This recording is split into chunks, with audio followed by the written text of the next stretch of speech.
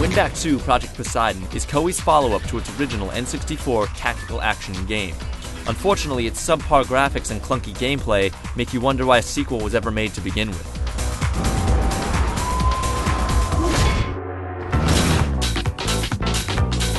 You play as 3 different members of CRT, an anti-terrorism squad. Craig Contrell, Nick Bruno, and Mia Cabrera are all armed to the teeth and ready for action. They're also all exactly the same. There isn't one who's faster and one who's a better sniper. Their attributes are completely identical, which begs the question, why even bother having multiple characters? You also don't actually get to pick who you want to be. The levels are broken up into 2 sections, with 2 of the 3 characters working cooperatively. Now by cooperatively, we mean that you play section 1 with one character, and then section 2 with the other. There's no switching back and forth between characters to unlock portions of the map for each other. It's all done in an extremely linear, extremely boring fashion.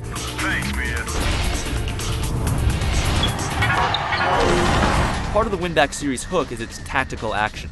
In every level, you have to beat the clock while completing certain objectives. Meanwhile, terrorists are doing everything in their power to stop you.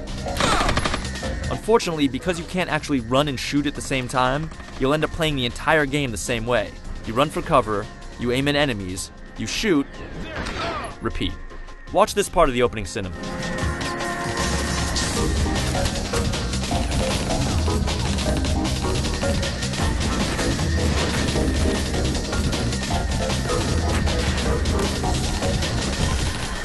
You can't do any of that.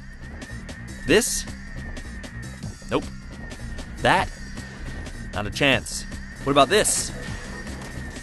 Maybe in WinBack 3. Instead, you can do this.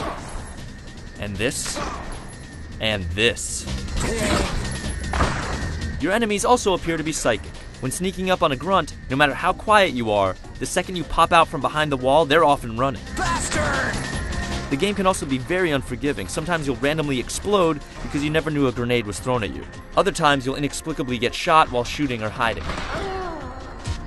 And every time you die, you have to restart that section. So you'll find yourself memorizing the stage and just going through the motions until you get to the part where you last died. The game is so frustrating that when it asks you, are you sure you want to retry Route A? You'll have to take a moment and think, I guess. There is a multiplayer mode, but the problem with that is that you'll have to find several people who actually enjoy this game. It's kind of ironic that the sequel to a game released in 1999 looks almost exactly like a game made in 1999. Most of the maps are industrial in tone, and sometimes you forget if you've even completed a level because the next one looks exactly the same. The textures are just plain bland, and the lighting is flat and uninteresting. Hiding like a wussy. Then there's the voice acting. Craig! Craig! I really can't understand how people who have theoretically been paid to be voice actors can be this bad. Contrell to Cabrera. That should take care of it. And it's not cute or endearing like it is in Resident Evil, since unlike Resident Evil, the parts of this game without VO are also terrible. Damn it! Don't do this! Not now, Nick! Nick! Come on, man, keep up! From the moment you start up WinBakku 2, you know exactly how it's going to play for the duration of the game. It's repetitive, it offers no real variety, and it's clear that instead of providing a final gem for the current generation of consoles, it doles out nothing but frustration. That mistake will stay with me forever.